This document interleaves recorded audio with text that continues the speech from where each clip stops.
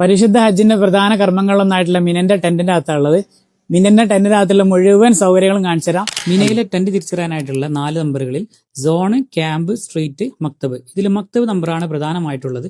അങ്ങനെ മക്തബിന്റെ നമ്പർ നോക്കി കയറുന്ന സമയത്ത് തന്നെ റൈറ്റ് സൈഡിലായിട്ട് നമുക്ക് കിച്ചൺ കാണാം. ഈ കിച്ചണിനാണ് നമുക്ക് ഓരോ സമയത്തും ഭക്ഷണം ഉണ്ടാക്കി തരുന്നത്.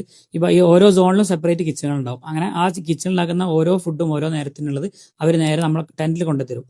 ഇങ്ങനെ ടെന്റിന്റെ അടുത്തേക്ക് പോയി കഴിഞ്ഞാൽ ഓരോ ടെന്റിനും നമുക്ക് തിരിച്ചറിയാനായിട്ട് ടെന്റിന്റെ അടുത്ത് നമ്പറുകൾ ഉണ്ടാവും. അതുപോലെ തന്നെ ടെന്റിന്റെ പുറത്തായിട്ടായിട്ടുള്ള ആ ടെന്റിന്റെ അകത്ത് താമസിക്കുന്ന ആൾക്കാരുടെ പേര് വിവരങ്ങൾ ഉണ്ടാവും. അതിൽ നമ്മുടെ പേരുണ്ടോ എന്ന് ഉറപ്പ് വരുത്തിയിട്ട് അകത്ത് കയറുക. അതുപോലെ തന്നെ ടെന്റിന്റെ പുറത്തായിട്ട് ഈ കാണുന്ന റാക്കിലാണ് നമുക്ക് ചെരുപ്പ് വെക്കേണ്ടത്. അങ്ങനെ ചെരുപ്പ് പുറത്ത് വെച്ച് നേരെ അകത്തേക്ക് കയറുക. അകത്ത് കയറുന്ന സമയത്ത് ഒരുപാട് വരികളിലായിട്ട് പലതരത്തിൽ സോഫകൾ കാണാം.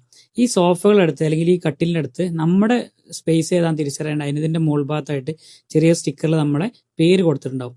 ഇനി ഈ സോഫകൾ എന്താണെന്നുള്ളത് കാണിച്ചു തരാം. ഈ സോഫ നേരെ പിടിച്ചിട്ട് താഴത്തേക്ക് തിരുത്തി കഴിഞ്ഞാൽ അത് കിടക്കയായി, അതായത് ബെഡായി. അവിടെ തന്നെയാണ് നമുക്ക് കിടക്കുന്നതും. അതുപോലെ തന്നെ അത് തിരിച്ചിട്ട് കഴിഞ്ഞാൽ നമുക്ക് ഇരിക്കുകയും ചെയ്യാം. ഇരിക്കാനും കിടക്കാനും അത് തന്നെ ഉപയോഗിക്കാം. അതുപോലെ ടെന്റിൽ നിന്ന് കിട്ടുന്ന മിന ടെന്റിൽ നിന്ന് കിട്ടുന്ന കിറ്റാണത്.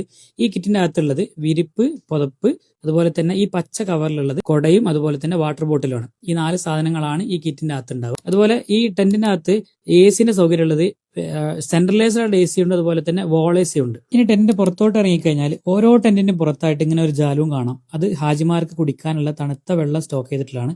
അവിടെ മാത്രമല്ല, ഈ കാണുന്ന റെഫ്രിജറേറ്ററിലും ഈ ഫ്രീസറിലും വെള്ളം അവൈലബിൾ ആണ്. എല്ലാ ടെന്റിന്റെയും പുറത്തായിട്ട് നമുക്ക് ടോയ്ലറ്റുകൾ അവൈലബിൾ ആണ്. ഷവർ അടക്കമുള്ള ടോയ്ലറ്റുകളാണ് എല്ലായിടത്തും ഉള്ളത്.